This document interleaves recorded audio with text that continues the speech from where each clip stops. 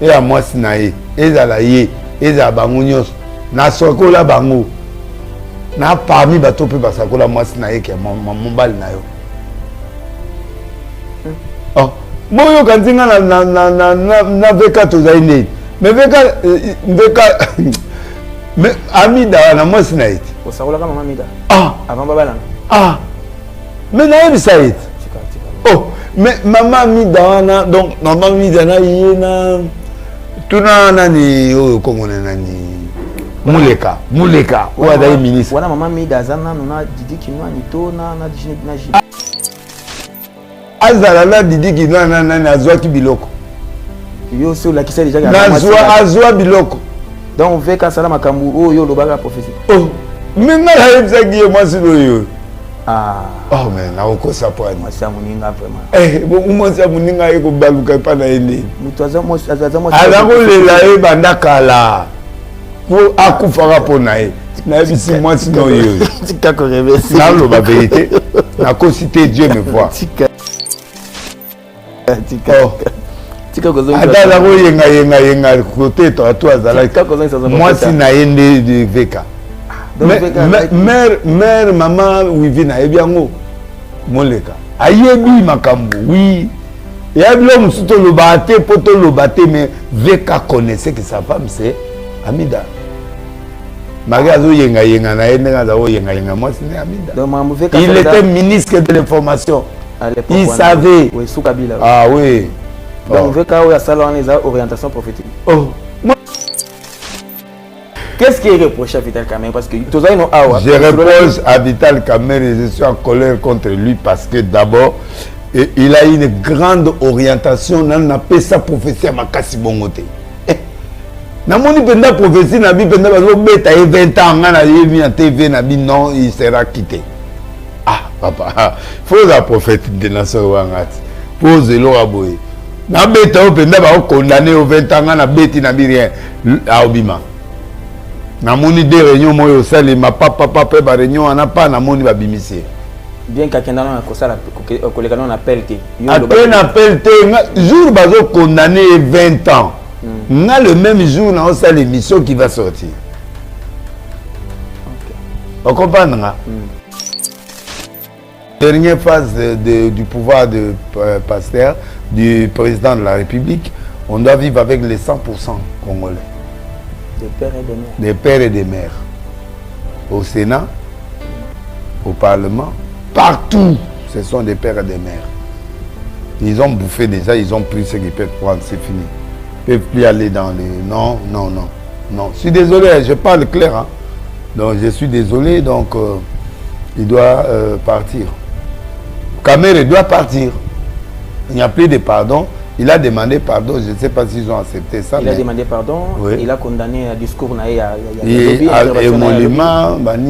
fait, il a condamné vraiment Rwanda.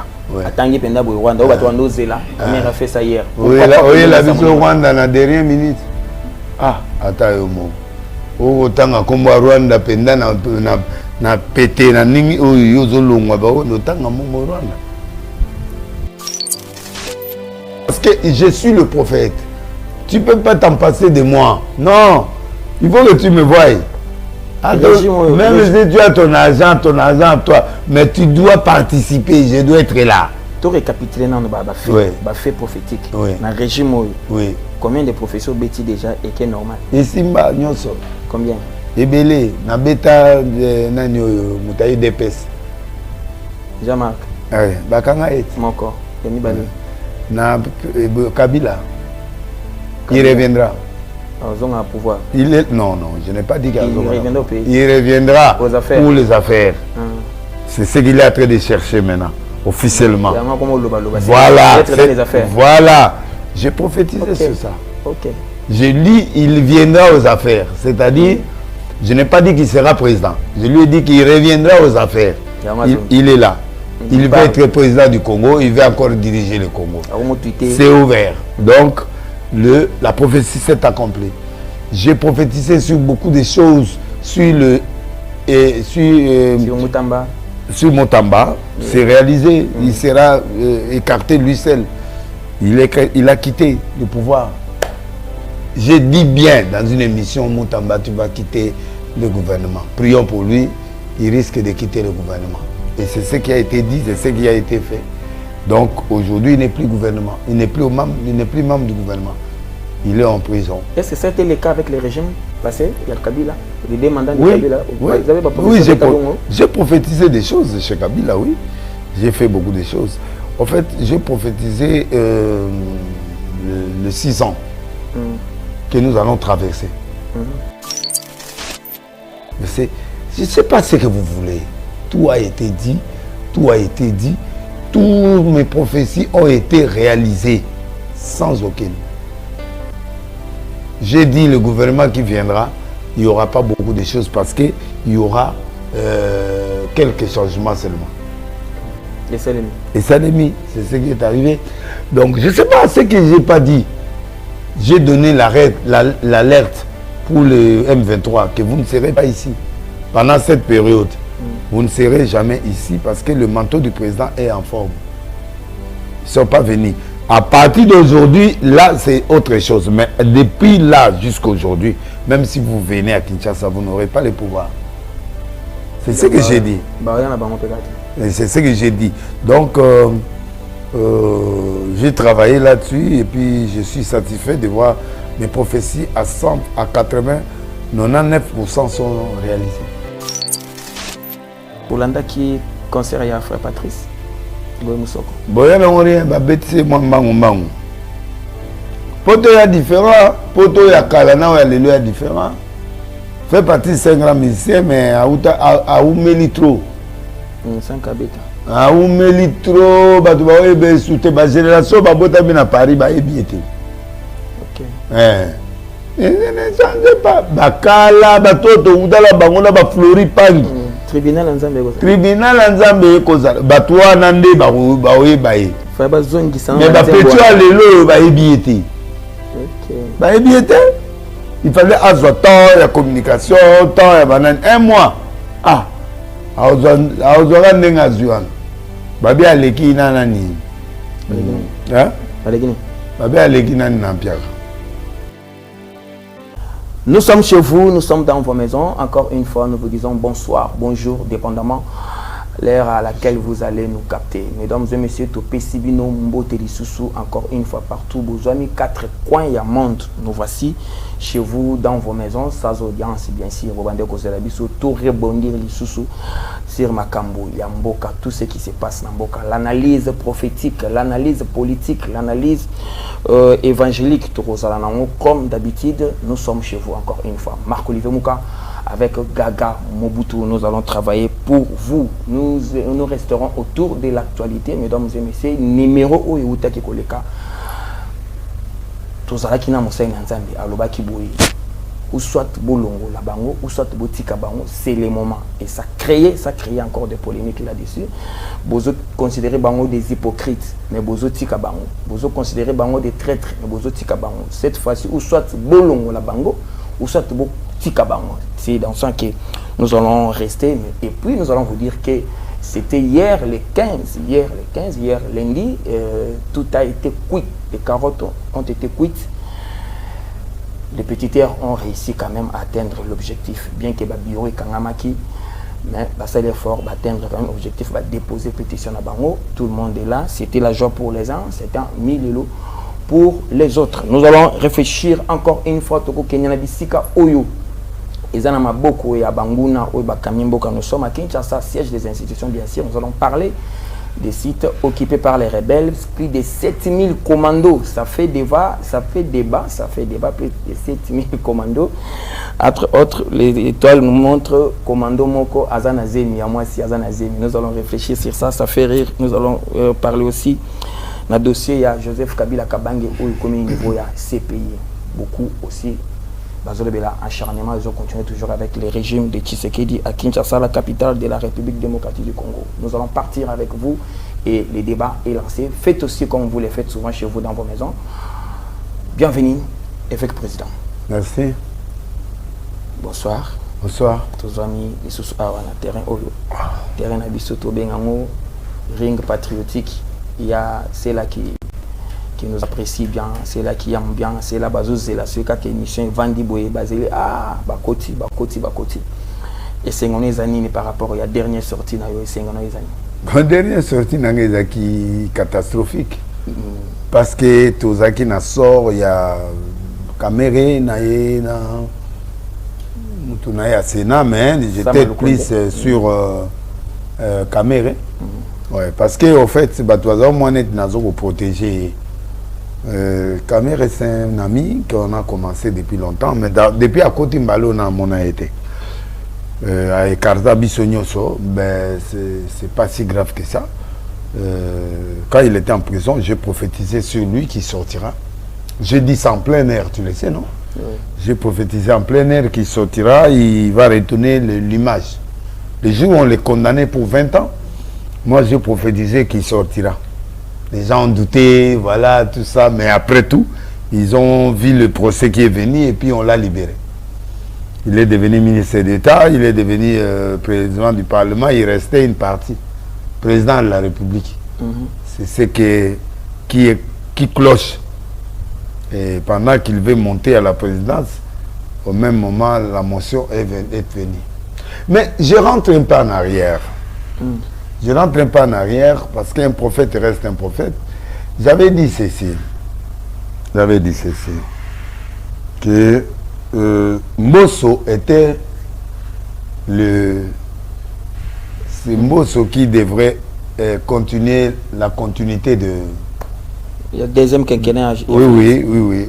J'ai demandé au président de la République, j'ai demandé à sa maman, j'ai demandé à sa famille, j'ai demandé à tout le monde de laisser Mbosso qui a 80 ans, il n'a aucune ambition de devenir président de la République ou de quoi que ce soit. Il peut rester au Parlement et le reste est donné à Caméra une autre fonction. J'ai insisté, j'ai pleuré, j'ai dit ça. Bayogingate, et le mot bayogamuto. Bayogingate, au début ça le blabla, je savais ce qui arriverait. Je savais, parce que je savais que Caméra ne pouvait pas gérer cette situation-là. Il va prendre le pressoir comme étant la place où il doit exprimer. Et c'est ce qu'il a fait. Il a introduit tout ce qu'il pouvait introduire. Il n'a jamais parlé mal de M23, il n'a jamais parlé mal de Rwanda, il n'a jamais parlé mal de beaucoup de choses. Donc il est resté comme ça. Il n'a jamais condamné. Le peuple eux-mêmes, il commençait à continuer à comprendre que non, ces messieurs ne pouvaient pas être. Et les actions qu'il a menées, il est parti à Paris, il est parti en Afrique du Sud, il est parti. Les preuves témoignent. Un prophète reste toujours stable. Je reste stable dans tout ce que je dis. Et les peuples congolais, ils peuvent dire ce qu'ils peuvent dire, mais je crois qu'ils sont contents de tous mes prêches et toutes mes prédictions. J'ai dit qu'il sera là, il sera sorti. Il est sorti, non? Depuis qu'il est sorti, bon, quand j'étais en prison, il m'a envoyé des fois son secrétaire. Il est venu déposer le front du prophète 2 fois. J'ai dit merci. Depuis qu'il est sorti jusqu'à aujourd'hui, rien du tout. D'abord, l'ingratitude de quelqu'un qui a prophétisé sur toi. Tu as envoyé 2 fois des gens. Tu devrais quand même sortir, tu appelles la personne. Yakana nous, merci Nanyo Soyo Monaki, Zagindengini, Mamboyandengini, allez pouf, à Katinga. On a besoin de bon état. Moi je fonctionne. Je dépends de Jésus, je dépends de Dieu qui me donne l'argent. Mais apparemment, là, la prophétie, quand on a fait et que bateau, va concerner Bazo Zango à travers. Non, Bazo à travers tes. On s'est plongé dans la kanda, dans l'argnement, dans le thème, dans la réunion. Non, je lui ai dit, tu sortiras de la prison. Tu seras élevé 2 fois et la 3e fois, il faut faire attention. Il est sorti, il est élevé ministre, vice-premier ministre, il est élevé président de l'Assemblée, c'est la 2e personnalité du pays. Maintenant, la 3e qui est future, mais là, il est cogné sur ça. Il est cogné, non? Je n'ai pas dit que si Mbaté Nalobi, il est cogné.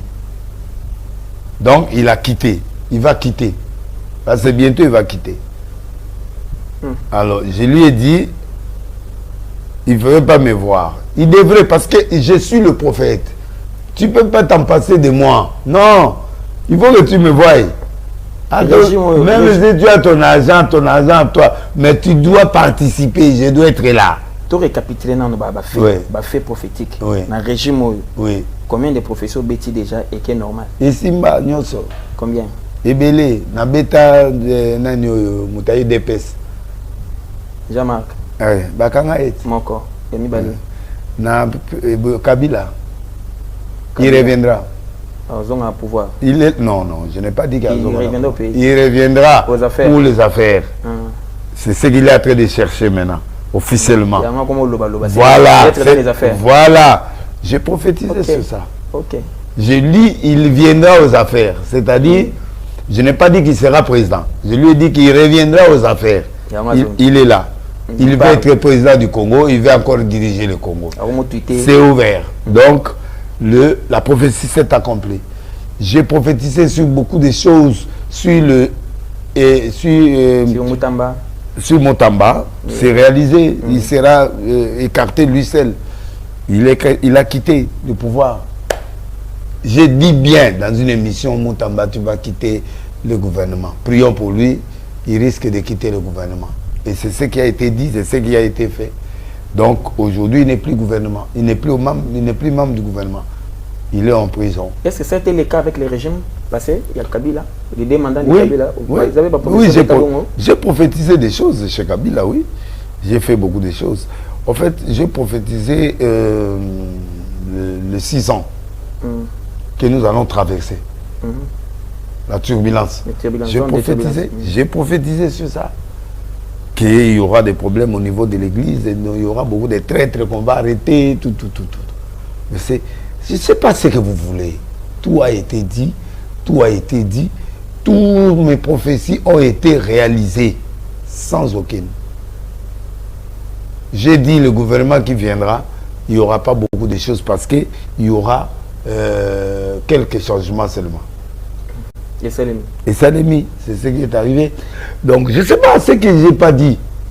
J'ai donné l'alerte pour le M23 que vous ne serez pas ici.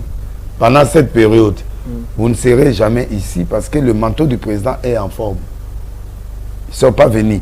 À partir d'aujourd'hui, là, c'est autre chose. Mais depuis là jusqu'à aujourd'hui, même si vous venez à Kinshasa, vous n'aurez pas le pouvoir. C'est ce que j'ai dit. C'est ce que j'ai dit. Donc, j'ai travaillé là-dessus et puis je suis satisfait de voir mes prophéties à 100, à 80, 99% sont réalisées. Maintenant, regardons maintenant la suite.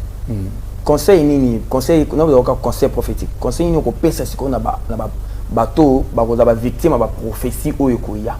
Conseil nini pesa ba. Expliquez bien. Prochainement, parce que ba prophétie obeti oyo, oyo bimi oyo nzamba solo na yo, opesi yango etosi. Ozolo bango bien que bateau baza ba bénéficier ba prophétie wana, bazo hésiter ko approcher yango ba problème peso landa bango. C'est-à-dire bazo bénéficier na orientation té. Non. Mais non. Na ba prophétie très prochainement. Mais il ne faut pas mon anga. Il faut pas je suis l'auteur de la prophétie, doit me voir pour avoir l'orientation. Il faut passer à l'immédiat, il faut monter mon anga. Mais il faut mon anga, soit mon anita à mon conséquence. On peut dire que Kamir est victime de la zone de turbulence. Oui. Il est là. À part qu'on néglige prophétie. À négliger prophétie à côté de la zone de turbulence. Oui. Parce que s'il m'avait invité, j'allais lui dire, fais attention. Tu vois ici, fais attention. Gère ça, gère le président, gère ceci, fais ceci, ne fais pas ça, ne dis pas ça, ne fais pas ça. Il allait orienter. Et à moi, Sinaï, et à la Yé, et à Bangounios, na sokola bango, na parmi bateau peu basakola moi Sinaï qui est mon bal na yo. Oh. Moi, quand je na veka tozaine, mais veka mais Amida na moi Sinaï. Osakola kama Amida. Ah. Avant Babala. Ah. Mais naïe ça est. Oh, mais maman Midana, donc maman Midana yena tuna nani oh comment on nani Muleka ou ada ministre. Wana maman Midazana nona Didi Kinwa nito na Didi. Azala la Didi Kinwa na azwa ki biloko. Yo sur la qui sait déjà azwa biloko. Donc on veut qu'à Salam Makambu oh yo lobaga prophétie. Oh, mais na ça qui moi c'est yo. Ah. Oh mais na oko ça point. Moi c'est moninga vraiment. Eh bon moi c'est moninga eko baluka pa na ende. Mutoza moi azako lela e bandakala. Pour akufara ponae. Na bisi moi sinon yo. Tika ko reverser. Na lo ba vérité. Na ko citer Dieu me voit. Tika. Tika ko zo. Ada ko yenga côté toi azala. Moi si na ende de veka. Mère maman wivi na ebiango.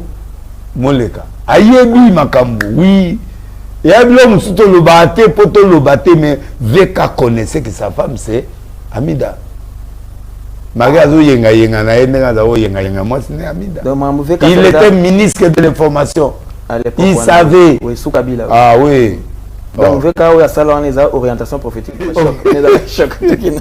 qu'est-ce qui est reproché à Vital Kamerhe parce que je reproche à Vital Kamerhe et je suis en colère contre lui parce que d'abord il a une grande orientation n'a pas sa prophétie à makasi bongote na moni penda prophétie na bi penda bazo beta 20 ans na yebi en TV na bi non il sera quitté ah papa faut la prophète de nation wangati pose lo aboye na beta o penda ba condamné au 20 ans na beti na bi rien a obima na moni de réunion moyo sali ma papa ba réunion ana pas na moni ba bimisie bien kakenda na ko sala koleka na appel te après na appel te jour bazo condamné 20 ans na le même jour na ça l'émission qui va sortir OK on comprend nga est-ce que mutandenga na ba négliger et puis pire ngai mutu akala mutu na ngai banda kala vous comprenez nga abetikara. Mais un prophète, moi je ne vis pas de toi, je ne vis pas de personne, moi je vis de Dieu. Ça dit que tu peux me donner ou ne pas donner, mais Dieu me donnera à manger. Maintenant, la nation reproche quoi? La nation entière. Ils ont reproché Kamerhe. La nation entière. On a tout n'a député. Na un problème dans la prophétie. Parce que yo le bel député awa, qui noté cette fois-ci ou jamais. Bozo reproché Mutuna Boué, mais ce qu'on a botika, bozo lia. Naïbsi ba mobolo ngolé ba moko. Au centre qui Ngoma vu aux alaki n'a pas de peuple. Non, moi c'est-à-dire où ça devait passer, ça devait casser hier au palais des peuples. Oui. Hier lundi, il est 15. Je n'ai pas vu. J'ai pas vu, mais ce qui est vrai est que j'ai dit la vérité. Les hypocrites. Oh, il fait ceci. Oh, il fait cela. Mais il parle pour parler. Mais bazo agir. Mais bazo agir té. Bazo quoi agir té. Et quand on n'agit pas, c'est pas nécessaire. C'est l'action qui compte. Maintenant lobby. J'ai dit aux députés de l'écarter. C'est la dernière phrase que j'ai dit qu'il quitte. Total à la suite. Il va quitter. Il va quitter. On doit évoluer avec des vrais Congolais. C'est-à-dire quoi par rapport? Je ne veux pas des Congolais intermédiaires, non. La dernière phase du pouvoir de Pasteur, du président de la République, on doit vivre avec les 100% Congolais. Des pères et des mères. Des pères et des mères. Au Sénat, au Parlement, partout, ce sont des pères et des mères. Ils ont bouffé déjà, ils ont pris ce qu'ils peuvent prendre, c'est fini. Ils ne peuvent plus aller dans les... Non. Je suis désolé, je parle clair. Hein. Donc je suis désolé, donc il doit partir. Kamerhe doit partir. Il n'y a plus de pardon. Il a demandé pardon, je ne sais pas s'ils ont accepté ça. Il a demandé pardon, oui. Il a condamné un discours. Il a fait... il a condamné vraiment Rwanda. Atangi penda boy Rwanda oba to zela Kamerhe a fait ça hier. Oui, la vision Rwanda na dernière minute. Ah, ata yo mo. O tanga kombo Rwanda penda na pété na ningi o yozo longwa ba o tanga mo Rwanda. Excusez l'andami ce soir. Excusez l'andami oui mais la motion continue. Une faute avouée est à moitié pardonnée. Ça c'est le monde qui dit. Ça n'a rien à faire avec la Bible ou avec autre chose. Il a dit aussi na ba auto baza lésé, ba auto baza qui choqué. Ah, n'a problème, il est passé aux aveux. Ça, ce sont des aveux. Vous avez la place à Mawate pour non, il n'y a pas de pitié. Il avait tout le temps de se repentir. Il avait tout le temps de se repentir. Il ne s'est pas repenti. Il vient de citer Rwanda dans la dernière minute. Ah, jure à Sukoba Olongolondo, jure à Moyo Senga Rwanda. Kagame a l'elayo. Au-delà des mosaïques autour de l'INC, il y a UDPS, il y a MLC, les grands partis. Les MLC n'est pas là. MLC. MLC va contrer. Il y a un Zolobati. Quand on a demandé à Kabouya pour l'IDPS, Kabouya était hypocrite. Kabouya, il doit voir l'autorité. Oui. C'est normal. C'est normal pour favoriser à Akoma, président. Maintenant, il doit quitter. C'est mon homme. Kabouya za mutu banga penda to vendre à 2h du matin na keto solo li apenga na zonginda kona lali. Est-ce que c'est important de dire ça qu'il faut akenda mona na autorité ou bien faut pas solo là. C'est une façon, c'est une façon de parler. Il voulait dire tout simplement il n'est pas là. Il ne peut pas voter, Batouné va voter en d'autres termes, il ne peut pas. Mais il vote. Pour 300 ba commis 300 na MLC na kati. Kasi bango nyoso bazali oh bo ba moni kombo bato ba mona ngo bango na ba otala commission Cameroun est désavoué par les gens. Oh trop c'est trop. Oh les trop il faut akende c'est fini garage maintenant suite des années azolongwa pour na parlement on est suite des années et si li pona e on est commis page no papa nani mboso akozonga susu Nani? Papa Fosso. Voilà vieux d'âge. Vieux travail à bien la mystique. Tu verras que les choses reviendront. Abayaka l'habité, les choses spirituelles, ça part comme ça. Il faut jamais les espérer. Nous avons un lobby, mais yo qui mandé. Bureau d'âge, c'est ça. Bureau d'âge a bandi na bureau d'âge à Zombiwana. Au risque, à commencer définitif à continuer à bâtonner à commencer. Si vous voulez comprendre bien, papa, il faut azonga. Là, ça revient à Oyo. C'est un qui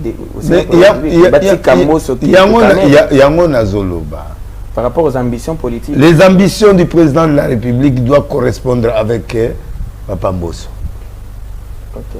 Malgré le changement de constitution qui pouvait parler, il fallait que le président change la constitution. Parce qu'on ne peut pas marcher ça. Il doit changer la constitution. C'est-à-dire, il doit changer la constitution. Alors, ils ont encouragé. Voilà, un kamikaze patriotique. Oui, un kamikaze patriotique qui doit changer tout. Donc ça, c'est la clé. Oui, le président, ça, c'est par qui pouvoir. Il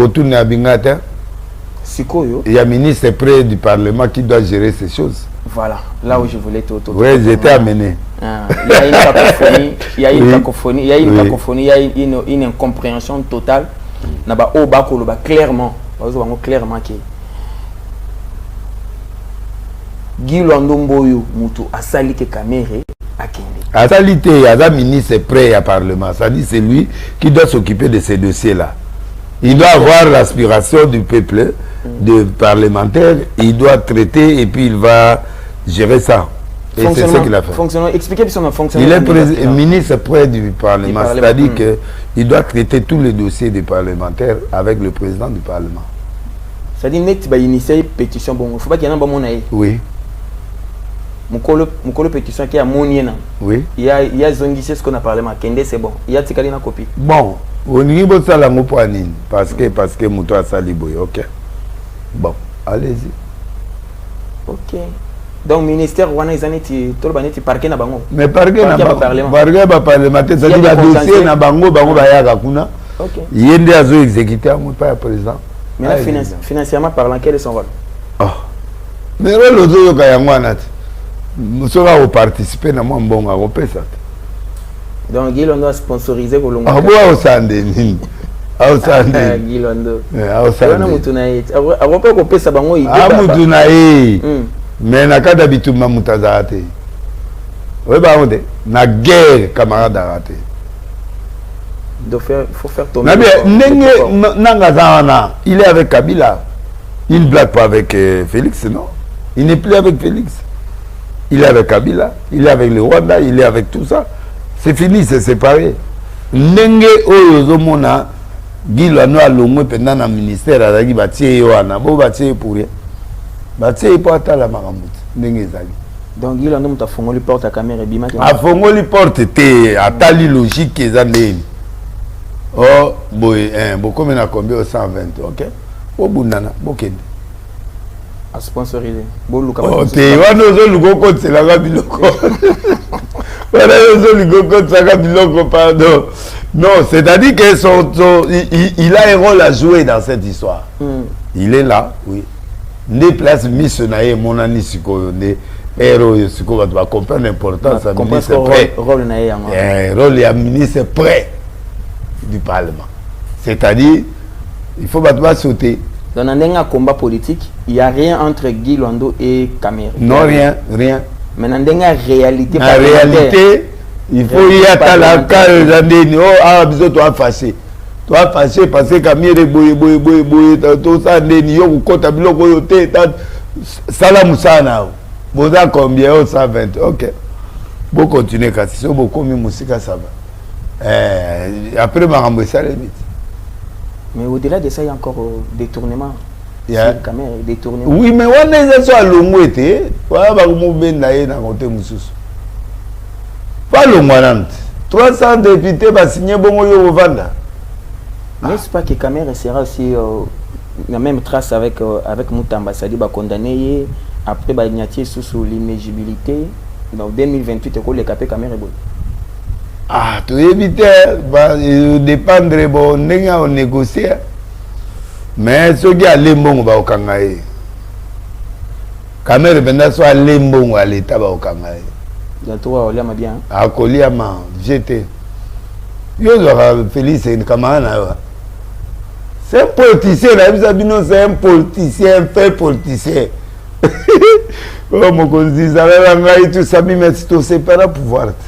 La présidence, parlement.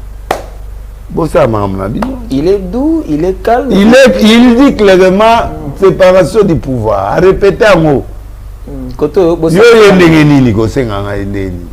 Parce que séparation du pouvoir.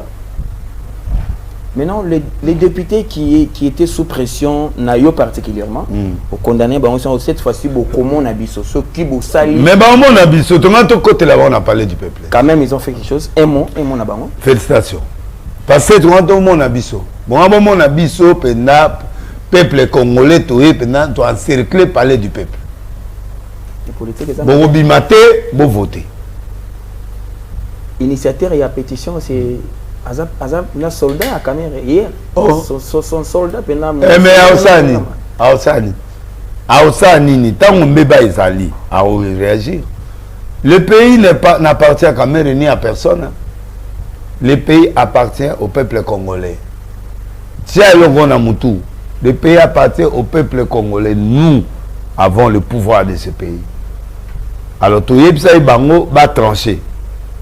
Sama Lukonde azobika mamuke lukola mama Kabila a décidé que malgré malgré tozana et maël to si ça là nous Caméra étape par étape to si lycée pas Caméra to landeli Vital Caméra landelaye papa na zalero Vital Caméra Vital Caméra omoni nani sama diareza awala la tia awala landeli to kende tie pa na ye.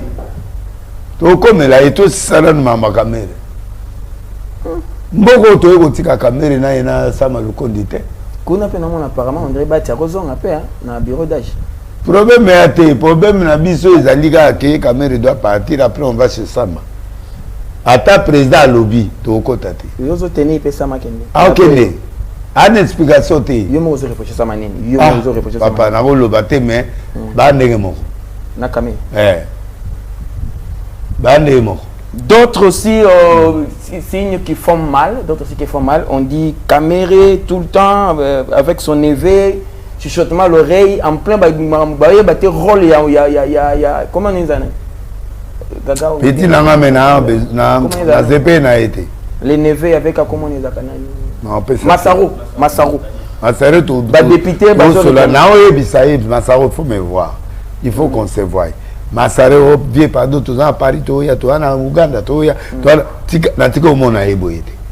Vieux, Naoya, Azoyo Ganga, ndi na Oloba. Mais les députés qui demandaient au Vital Caméré, c'est quoi lui, c'est qui lui, qu'est-ce qu'il fait, il est où? Il est administrativement situé. Il est là. Il était là. Mais à ce bénéficier d'un bon l'État, oui. Digaboté, Ali et ici là. Vital Caméré, Matata. Moi personnellement, ça m'a passé. Nalinga kia sala mosala kitoko parce que Vital Caméré et akora au salate agwa au salate on dirait ba charge l'équier charge était papa charge était ba charge ba charge comprendre ba charge exacté charge ni kawa ya mwa mesana na ngo da charge nanda kuti charge nanda ku mama mida azaka mutaba mbongo kaka bana na lobby charge na bana bazube banini wana et il fait un peu partie ya bon bana ba lego ya biso bazaka ndenge mokoti mais ba memi bango mwa dimension tata na kenda pe azali na procès wana oya mundele wala kenda babimisa alo bagaloko te no avandanye Jamal le Jamal piyaka Jamal to lukayo il y a ça bien faute bon comprendre que santé n'est bien dit à cola déjà Jamal la personne mote Jamal c'est quoi je vais balader Abima alo bate kunanga benda ngana mona ke sustain alo bate il y a un peu procès à ko lobatin ça déjà manifester déjà âge et azo kokata lo sifoté ngai bambongo te ngai bili kambuté no la bongo. Voilà Vital Caméré qui passe par 2006 aux côtés de Joseph Kabila en tant que président de l'Assemblée nationale. Vital Caméré qui a facilité les choses sur le plan linguistique. À Tamolina Kabila en 2006 ba ville nyonso ba grande ville nyonso place à Chiluba lobi Chiluba place à Kikongo place à Lingala place ya nini ya langue mususu Swahili. Après ailleurs comme président de l'Assemblée nationale avec Kabila deuxième fois. T'es première fois ya deuxième fois. En 2006. Vous n'avez pas dit c'est que la deuxième fois. Première fois Musuku yaka Abima. C'est-à-dire là azan récidiviste na ko mama ben Assemblée nationale. Oui. Et Mima qui est en opposition. Mima qui est en opposition face à Kabila a postulé.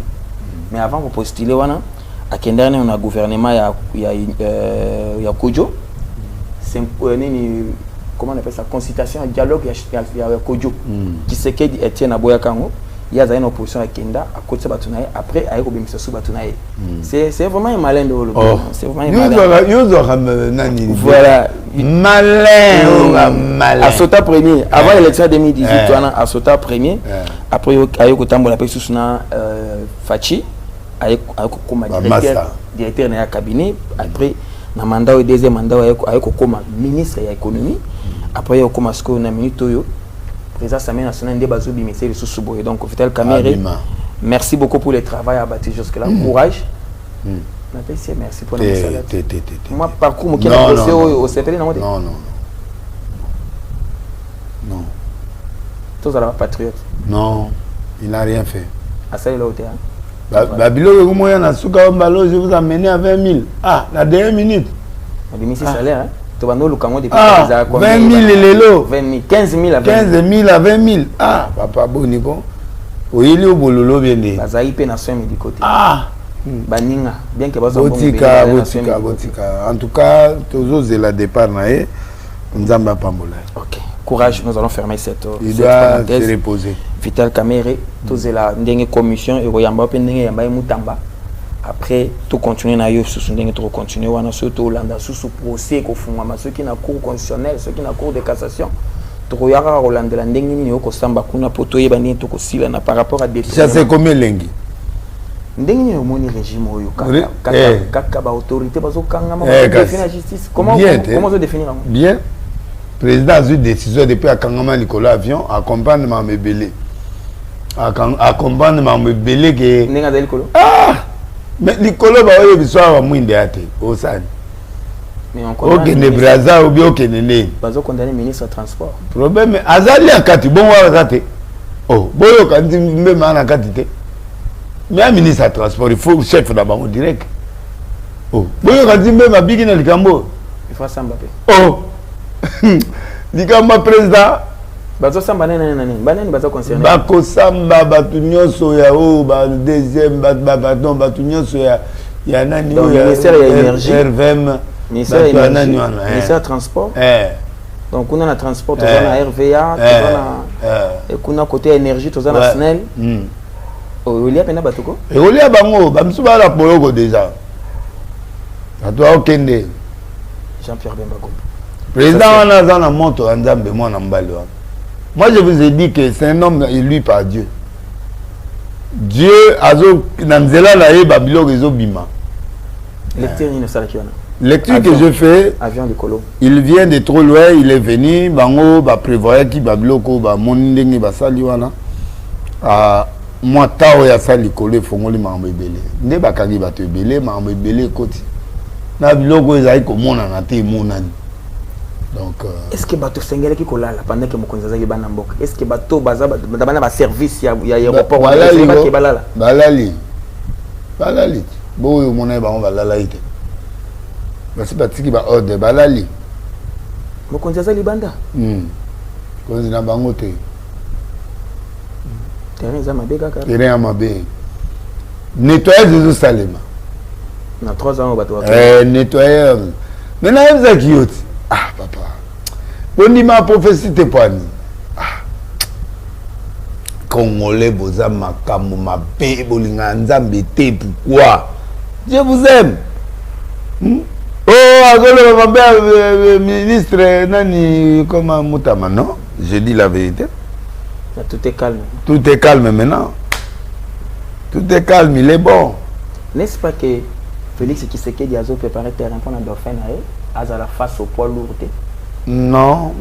Aolia ba poids lourd surtout. Il n'a pas peur. Il n'a pas peur. Non. Aza anaza mobali. Tshisekedi mutakala Rolanda raye wana te mutaebi politique. Ndenge mona na oyo babalo ngola suko Camille mais ya leki tu sais que dans la vie Camille na politique allez allez Camille musika kada otale le wa bébé o mate voilà la vie Belize azo tale le la bébé amina kolia yo na osala boy to kotala boy azo na angle moi bien mais il y a un côté il y a le séparation du pouvoir. Même Mutamba, séparation du pouvoir, Bosalo, Bosala. Ok. Et si avant tous les dossiers à ces pays, Mutamba Mbong et Zongi Kamine. Tu connais Maboko? L'État récupère Mbong, il fallait Zonga. Avant Bakatali Kambalo, Mutamba, tu dois restituer l'argent. Paragraphe à ce que j'ai dit. Déverrouiller Mbong et Zongi dans la banque. Non, Bablokagi Mbongo parce que Bakatali procède. Le procès n'était pas terminé. Moi, je suis bon parce qu'il n'y avait pas rien. Mais maintenant, le col a 4 procès. Il est condamné pour 3 ans pour vol d'argent, pour ceci, cela. Tout l'argent que tu as envoyé maintenant, il n'y a plus de... Tu n'es plus ministre. Hein? Tu prends cet argent, vous remettez ça à Frivao. Et ça va changer maintenant quoi? Ça change quoi? On va continuer. La verdict est influencé le côté. On va continuer. Et que vous placez le ronini mbongo et kenda kezongi mbongo na e bloqué maki pour na président pour na l'état mutaboya gango ken. Mais depuis tout cas bato mona ba détournement to maintenant tout monde a détournement boité ekei pour l'état bloqué 100 jours mbongo ezonga te te mbongo ekei mais na tongo ba bloqué yango ezali te ke batiki te donc les 15 ba fongoli banque les 16 l'État est habillé et qui est décicaté. Et voilà. est-ce que dossier nous sous on a bambon on a banque kazaïra maboko banque code courant boy te code courant te dossier 5 jours ezanga maboko code courant te oh nanité oh code courant ça dit que la présidente n'entonga cause ambon yango atibaite yango rere na bango ezaka compte wana compte courant de batiaki mbongo wana c'est que te wana compte courant donc ceux qui kaka na tongo wana je sais où t'es pas l'état te mais mbongo wana ekoma na Canada mais ça lit quand même bien bon ezongi te sali bien te parce que l'état même t'a bloqué mais mbongo ekenda ete c'est l'état bloqué le mabana mikebo mais le mbongo ekenda na solo mabana miketi te mais na bien omoni mbongo wana résistance pesa total na omoni mbongo wana tango ekomi na plivao na caisse ya Zion bango moko bato ya banque babi 19 millions batala boy compte courant mais mbongo ekende eza clarté les bases plivao pe ayimba moko l'état akangi mbongo wana abi ekobouge te ti mokolo procès kosila ti professeur li bakondamné esili alors mbongo sikoyo que réquisition eye ya procureur général abi non lokola mbongo badécide ezonga bozwa mbongo ya l'état ezonga point oza kiti encore expliquer bato clairement que Mutamba a salé qui erreur. Il a fait l'erreur. Oui. Même bon on est commis kuna ndé. Bato na pena bandoko ba bibo mbongo ezongi. Ezongi parce que l'état bloquaki. So l'état bloquaka mbongo wana te mais mbongo wana kenda. C'est-à-dire mbongo ezaki bloqué pour batirer nano les sons kuna na justice. Ba yoba clair. Clair, est-ce que yemuta yibi ou pas? Oh yemuta pesi ba mbongo OK. Ba condamné aller mbongo siko ezongi. L'état siko a le droit ya kitisa kosenga na procureur général il fallait senga siko mbongo et pas ya l'état ya banque azongi sa mbongo pour mosala osala nango ezate. Donc ça va rien changer sur la situation des Mutamba. Ça change pas. OK. Mutamba doit continuer de purger. Oui. OK. Mais ya on va condamner qui est. Courage à lui. Pour la mbongo wana. Ko batu bando kanisa ndie mbongo boye ça. Mbongo ikati ya mwana ezongiti. Ba on le basute. Hein? Mbongo ezongi nini? Ezui makolo parce que le jugement a été établi. Alors le collège le jugement est établi. Yo zo mbongo po tonga prison. Prison siko ezate. Mbongo esani. Ezonga soki batiaki le bon côté mais le maman n'a dévié à 5 millions. Ngeken. Atika biso 14 millions. Atika biso 14 ata 19 millions so ngeken. Oyo ya. Ah oui, soute Mero. Mboka ba chiffre. Mboka ba chiffre. Voilà, nous allons souhaiter de bonnes choses à Mutamba là où il est. Je crois qu'avec la rentrée scolaire, bana ba ke classe ka kitoko moite et ça va bien à moral bana les enfants, je crois qu'ils n'auront pas trop de temps avec leur papa. Makamamboka et Simbi papa. Papa azo purger en salanae ba quelques années ba kateli kuna 3 ans et ça va bien makasi tolali tolamuki nous allons rapprocher un peu les choses tolali tolamuki nous entendons que la République démocratique du Congo est Memi Kabila likolo siko ces pays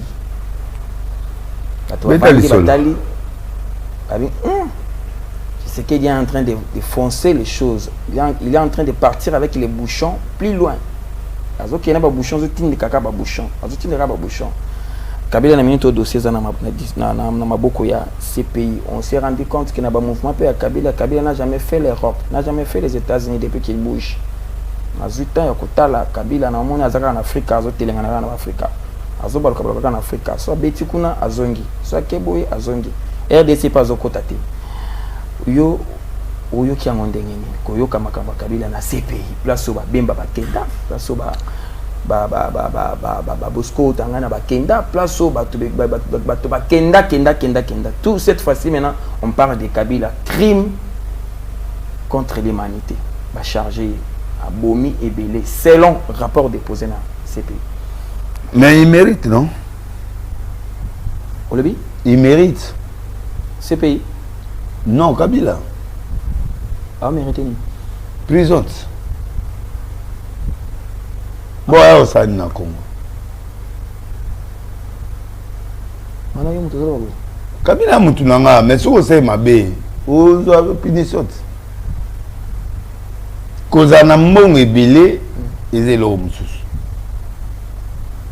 kosala ba crime ezelo mususu crime ya suka yango oyo ba M23 banini ba bomi batwa c'est lui non janvier février plus de 10 000 papa plus de 10 000 Congolais ça va rager batu ba kufi o lelo zo mona ba soda la ba otamola tamola na ba zeminyo sozo mona neza ba soda oyo ba moni pasi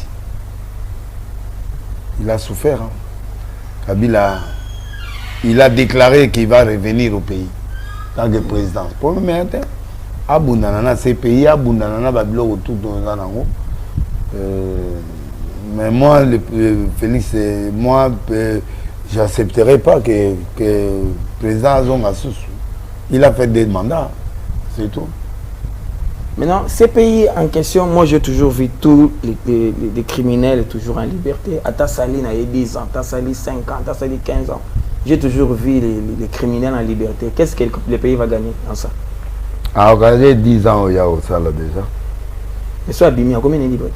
Ah, comme libre, on sera mandé pour un comme Pembe. Et comme il y a Pembe ou il y a Pembe. Ah, qu'on va diriger sous terre. Kabila comme il y a 40 et quelques. Combien? Je comprends. Et Kabila comme il y a combien?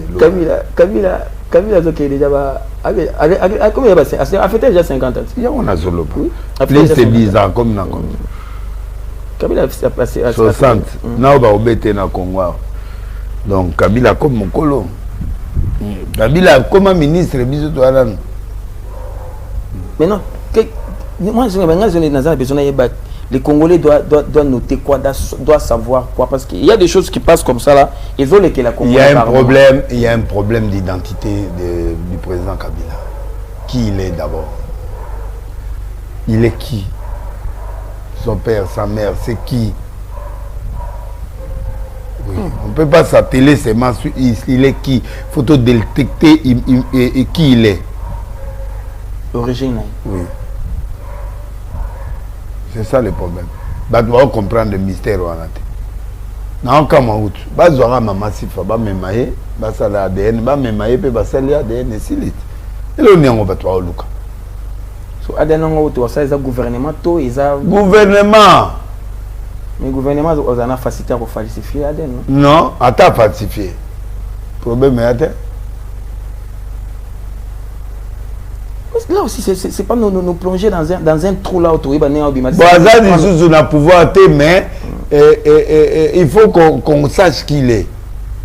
D'abord ça. Il y passe du pouvoir. C'est pas normal à 18 ans, président au Congo, sans grailler, président.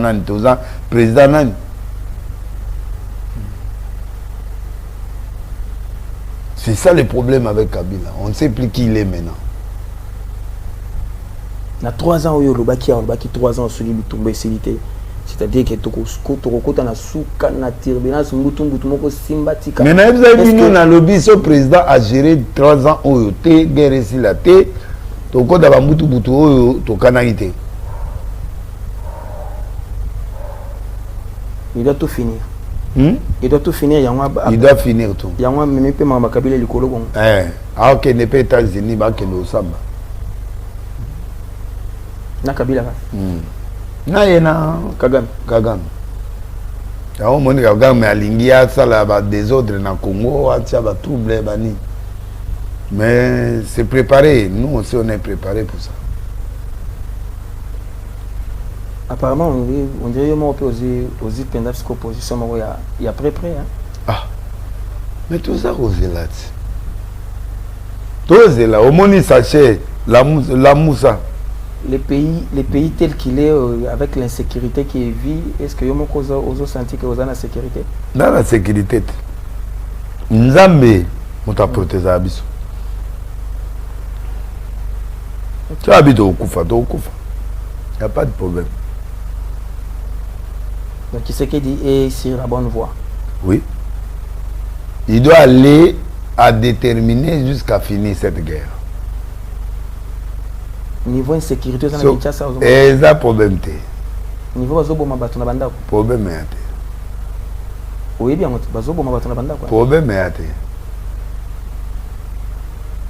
Batonyo soba aussi la paix. Moi na mboso abim aloba kiawa. Keno bato ya kangaka babimisa bango. Ba criminel bato bazoboma. Tika no vimbo sana na mususu. Mamu ya lobi ko za vrai mais siko il a lobi on a erni. Na maman bien té. Quand on parle de l'insécurité dans la ville province de Kinshasa. Mais sécurité on falo lo bango. Okoma ekonande ti okome na sukande. Il y a des choses qui sont à l'intérieur là, maman belebe ko ko tablo wana te wana e bimana calme mais ici là non.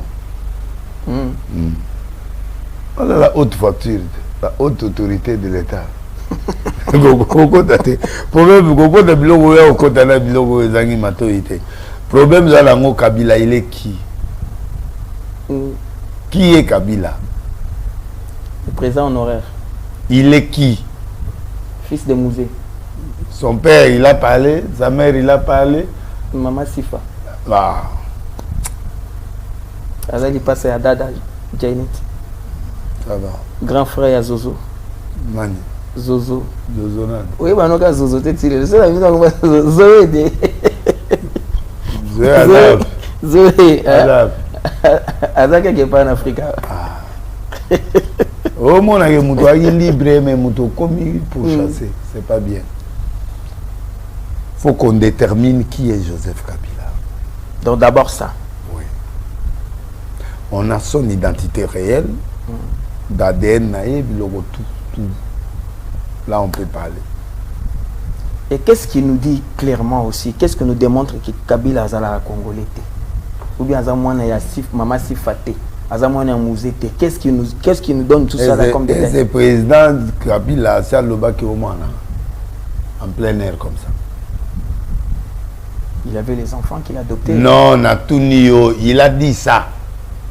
Lui-même, comme ça, il a pris le micro, il a parlé. Mais tu as pu l'accepter sur mon anatama. Natunio, ce qui a loba pour Joseph. Alors. Mais attends, moi, je ne peux pas l'accepter ce qui. Problème est athée. Oui, il y a mis balé. Problème est athée. Oui, il y a soukaye, on a autobotaye. Là, il y a un problème très sérieux. Il n'y a pas un problème. Il n'y a pas un problème. Il y a des gens qui connaissent l'histoire. L'histoire est beau, manaraté, papa. L'histoire est à Moutouma Oyeba. Maman dit pas ça. Azan Katanga. Bah, vous voyez. Il y a moteur, moi, commencé à sauter. Maman Sifa qui est au menu de ces dossiers.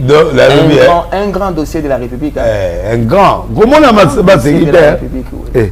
Comment ça m'a sécurité? Il y a une vingtaine d'années, et puis Bozoa, Boïka, Boïboutolé, tout le monde qui non, ils ont été. Azamana na été, Azande kuna été, Koma Okuna Kutu, Yekuta Kima, Yekuta Lobelaka, Libanda Kuna. Il y a aussi beaucoup d'enfants comme ça, Bazolo Balo, parce que toi, on dit ma peine. Bah, tout va faux. Des photos de la baby.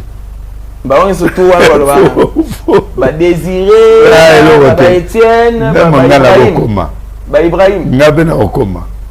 Yo pas comment on dit. Ah bon, ça. Maman n'a kufa. Bon là ça, la bon ça. Donc c'est bien que vous avez un distinct morphologie. Silas aïe moi na Mobutu. Prophète Silas. A comment moi na Mobutu? Tu vas Mobutu pour bimi hein. Non pas sim. Bazé belé.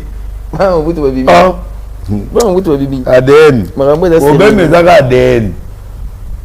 Ah là là là là. Moi, je suis en train de voir les choses dans une turbulence. C'est un scandale politique, mais qu'on est en train de gérer, Dieu sait ce qu'il fera. Est-ce que l'après qui s'est dit le meilleur est vraiment. Tu sais que Azanan. L'après n'est pas si côté. Azanan, si on va changer la constitution, et si vite. On continue sous. Ah bon, ça va continuer. Ok. Bientôt, Nang avec 7000 commandos à Kinshasa. Ah, le Kouta. 7000 commandos. Yo moni bateau na 7000.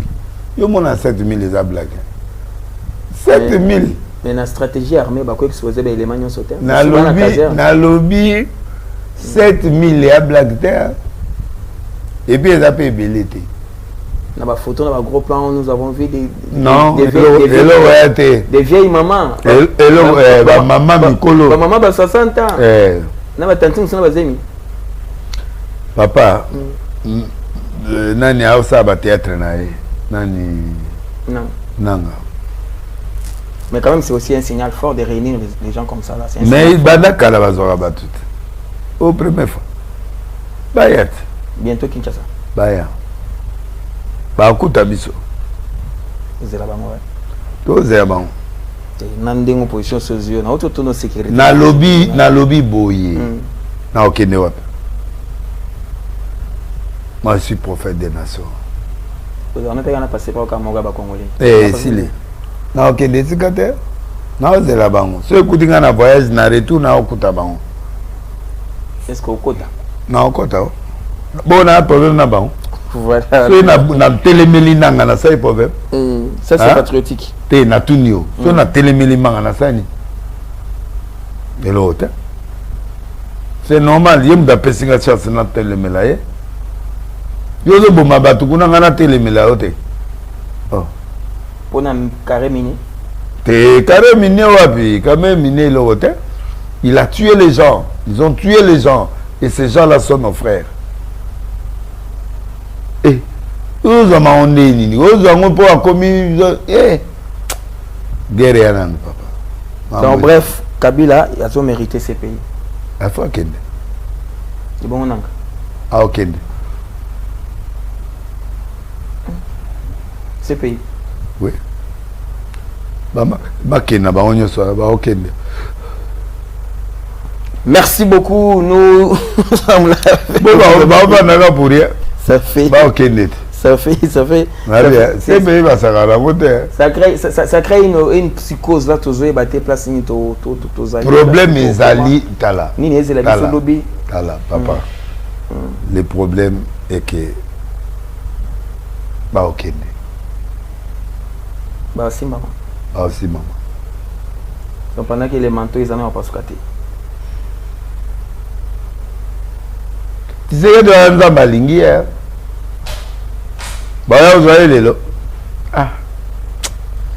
Pona olongwa koma Kisangani, Lumbashi, Koyatia. Blague à terre. Je crois que nous allons rester très. Nous souhaitons beaucoup de choses à beaucoup de gens, mais moi je souhaite personne. On va récupérer les territoires. Dans tous les villages, on va récupérer tous les territoires. Aux Zouango. Et sort na bango ces pays. Hein? Sort na bango ces pays. Bah ok, ne sais pas balia vongolé la mindele. C'est sérieux. Prison ya awe za bien. Prison ya potone mabe. Prison awe za bien. Ah. Ah ogole ma vongolé udinanda koye. Mais o kuna. Vous avez biloko ya bango. Ah. C'est compliqué. Voilà, nous allons prendre la partie. Nous allons finir avec cette partie qui est vraiment très patriotique, la partie qui fait vraiment peur. Nous avons assisté à une zone de turbulence hier au Palais du Peuple. Place sur le but que notre caméra Fakende. Il doit partir. Samalukonde, Azola la pété na minute. On ne sait pas, peut-être il y a encore bénéficié na mesure moko exceptionnelle. Non. Samba doit partir. Na lobby, il doit partir. Na lobby, il doit partir. Mamone Robima. Azad yana zekamine déjà Premier ministre allez trop. Ok. Premier ministre a collier tout ça gestion. Na collier yo proposer batuba autant de mbongo aux gens wapi. 100 000 na sénateur. Aux gens wapi. Donc yo ya ki otika yo. Ah. Lukonde. Toya. Très bien. Nous allons prendre la partie religion.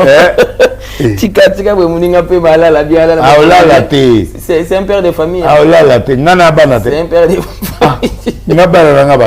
C'est un père de famille. C'est un père de famille. Là, nous. Bon, on a des pères de nan. tous emprunté maloba ya mokonzi ya yemoko le garant de la nation, c'est un père de famille. Mais à la ère mo ba umeli ba longwa pe ba tutsu ba kota. OK. Na minute on a besoin d'une nouveauté pour revoir les gens qui viennent. Donc tu sais que tu dois placer. On doit revoir tous les gens là, ils doivent partir pour que qui parce qu'il y a tout qui est là. Bah vrai vende au lobby. Bah vrai penda talio penda au moins na Chilongo, au moins na maman Antoinette, au moins na Claudine, au moins na maman tel. Au tala penda yo. Voilà. Tout est. Mais non, on est comme une discrimination. Display. Tata akenda ikivuana mona display nete Olivier Gassita général baboye pas display prudence ye baboye par rapport au rendement na na goma display papa babiye muta sedaki balobia kasiye bato parmi ba sedai awoya kuna te tie dans les ai pratika ye dans ma display te display pèse au foot. Yozo moni longa na yandeni. Mais général muso te elongi wana yandeni. Ezaya banani ba. Banyamulenge. Kasi. Oui. Display. Ce sont nos frères. Ah oui. Oui. Oui. Ce sont nos frères. Et en wana ba éviter en cheval na ba Rwanda Burundi wana ça dit moi mélange na bango et ça la bon mais ce sont nos frères. Oui. Ce sont nos frères. Oui. Na Ovira, il y a un général qui vient de tomber. Il y a Autopose à la Wana. Et les 12, général Mwakou, général Mwakou, Daniel. À Ottawa, il y a 2 mois qu'il y a en plein commandement à Kouy.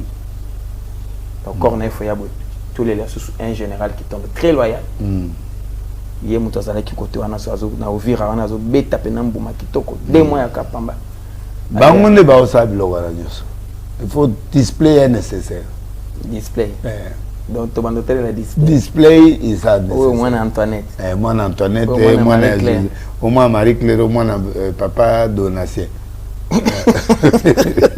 Papa, ça serait une discrimination. Bon, display toujours. Nicolo, display. Chose à moi, cher. Banane. Et banane. Voilà, nous allons prendre cette dernière partie. Ça moi singo, na moi passi. Est-ce que l'anda qui concert à frère Patrice? Goy Moussoko. Boya na rien ba betse moi mbangu. Poto ya différent, poto ya kalana ya lelo ya différent. Fait partie 5 grands musiciens mais a oumeli trop. 5 habitants. Ah oumeli trop ba tuba ebe soute ba génération ba bota na Paris ba ebiete. OK. Ne change pas bakala batoto udala bango na ba flori pangi. Tribunal Nzambe ko. Tribunal Nzambe ko za batwa na nde ba oyebaye. Fa ba zongi sans. Mais ba petit alelo ba ebiete. OK. Ba ebiete. Il fallait avoir temps de communication, temps de banane 1 mois. Ah. Aozora ndenga zuan. Babi aleki nana ni. Hein? Aleki ni. Babi aleki nani na piaka. Encore continuons la salle. Ah vieux, vraiment. Et là on a ngana lo bas. Et là on a vieux ah. Yo l'excellence. Et là on a ngana lo ba yango na continue de sion, c'est-à-dire moi de vie boyer et ça linga bien, il y a comme on a papa archi. Oui. Mais Nathalie Soko condition bayeli et selinga soma o bayeli nan nde bayena ye bayena ye azo tindika yoko tindika boyana ngori ya vie na biso basalier azala paralytique lelo mes arrière a otamola vie courage toi na yo nzamba na yo tout monde yo na makasi tout monde yo na pasi tout monde yo mais au moins tu t'assumes. Comme tu t'assumes, on est avec toi. Tu es notre leader. Ton limio. Ou leader Nabiso, Coutinho, Fernando, Archibi. Ou le premier Nabiso. Namboko. Ou Salabiso, Mamakamba bien. On te garde. Moi, là, je suis ton fils.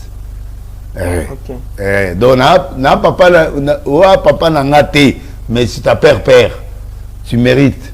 Par rapport à l'évangile. Ah ouais, tu mérites.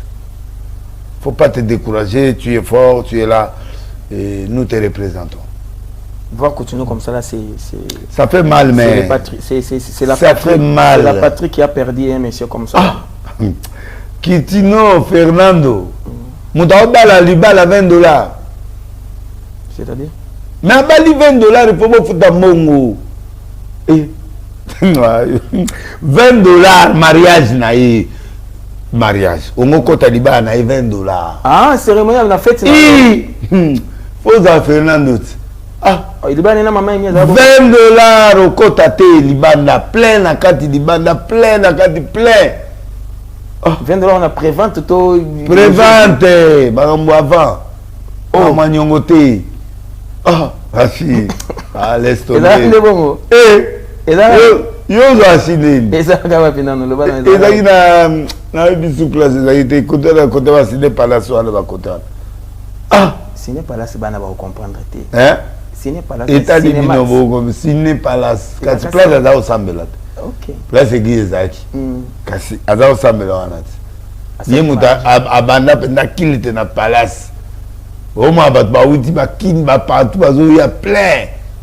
Ah, donc $20 droit de participation contre la Coutuno yé.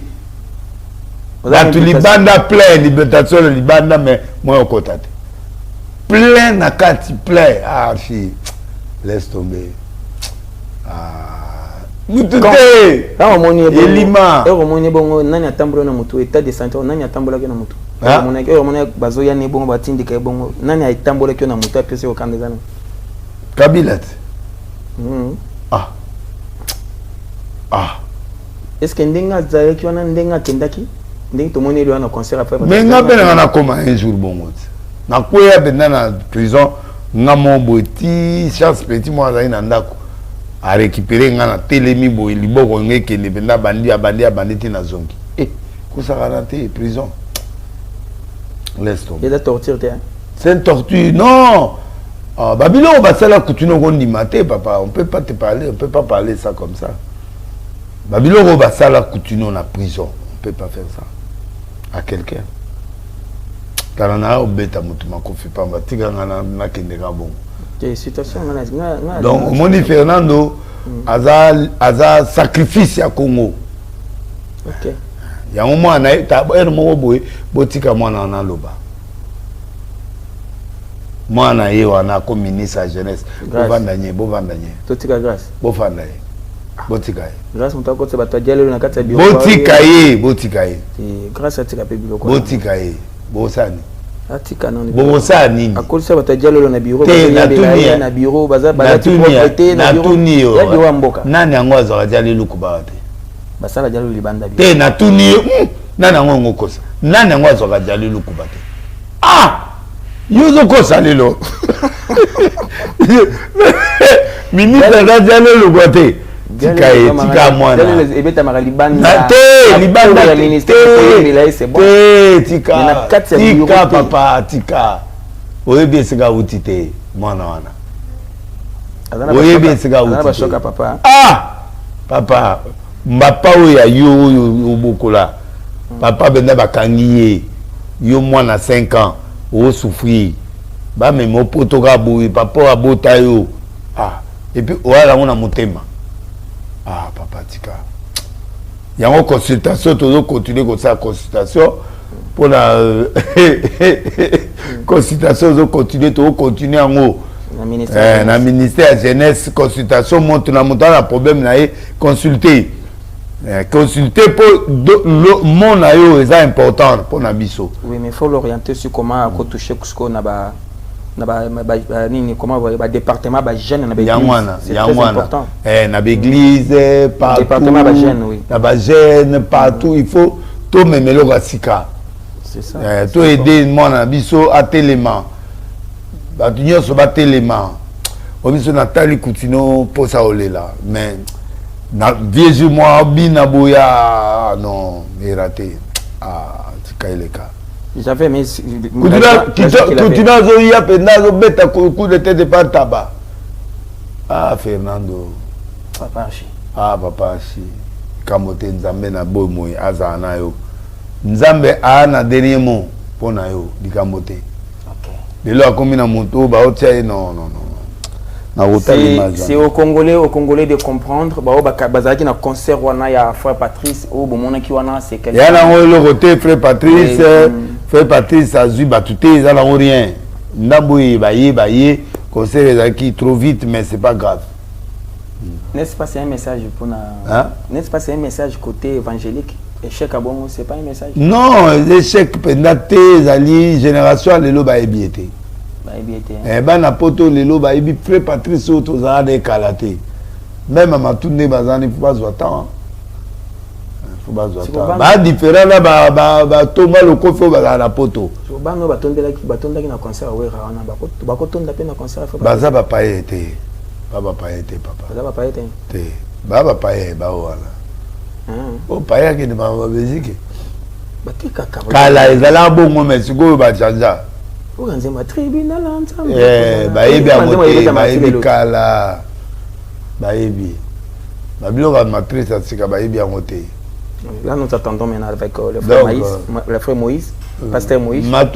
Moïse Matuta abeta ka bango bayoka kai. Moïse mbia pas obeta. Moïse mbia pas obeta. Abeta ka kati ya za je asola ba. Abeta na salle wana ya owera otakobeta. Kasi ye aza jeune. Et Simba. Moïse a sa gêne, ma gêne va au cahier. Ok. Moïse a gêne. Mais on dirait Matéa non no bozo bonga Matéa pour nos hôtels. Parce que les arabes concert Matéa pena. Matéa ka. Téa bango. Dans le papoui. Yo téa déjà. Contre ba pasteur mususu na poto boy na ba téa téa. Ba yebi bango té. Ake ko téa mais yo olongwa Kinshasa au Kebeno au tie affiche. Oui. Denis Lessi. LSC. Pendant que LSC na téa qui 2 jours awa.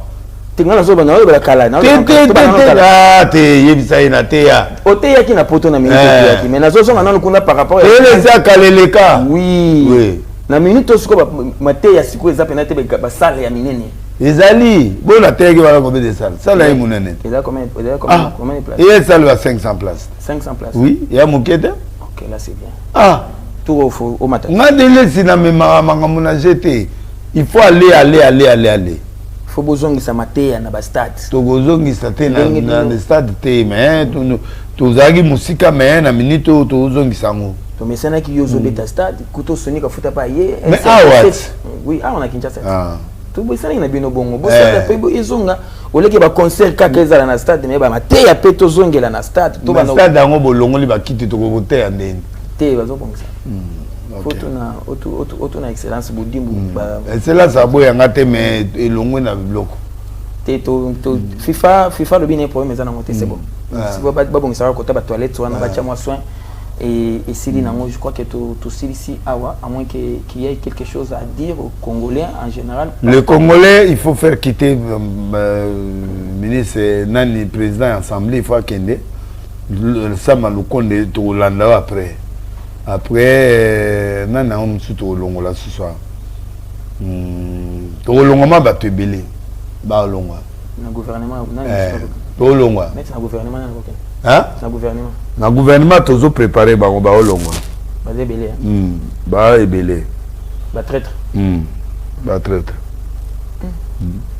c'est bien Todo ça la boulot c'est ma président va na nye biso to ça donc tu comme en 2026 qu'on a belé ba longwe to détecter basé belé to débit pas très belé hein ba deux belé il y a ba transport belé ba longwa et belé me quoi ba ke wana ba ke libela OK ba RV me tout ba longwa ba RVA ba longwa RVA na snipe RVA na télé vidéo moko boy ba yibisinga numéro 1 RVA yo nga nzambe na ngai nzambe mboko to sali nzambe nini.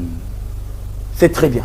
Nous avons fini pour aujourd'hui. Je crois que tout ça qui ce qui est vrai, c'est au nom du président de la République que nous décidons tout ça. Kamera salita na ye Lusamba salita na ye comment on est Sama Lukonde. Vous avez un problème mingi te mais de lingi ote. Congolais. Mais Congolais lingi na yote. Point. Bolembo il est trop malili il est qui biloge belé zali.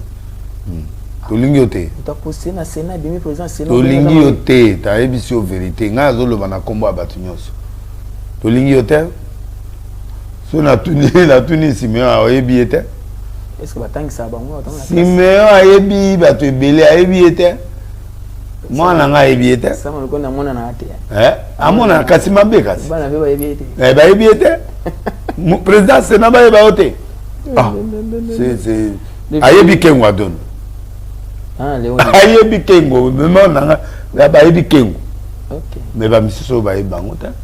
Je crois que c'est un peu ça. Donc moi je crois qu'il est temps que les choses changent et que les choses changent. Nous voulons un nouveau changement avant tout que nous muka batu ya Kivu kuna.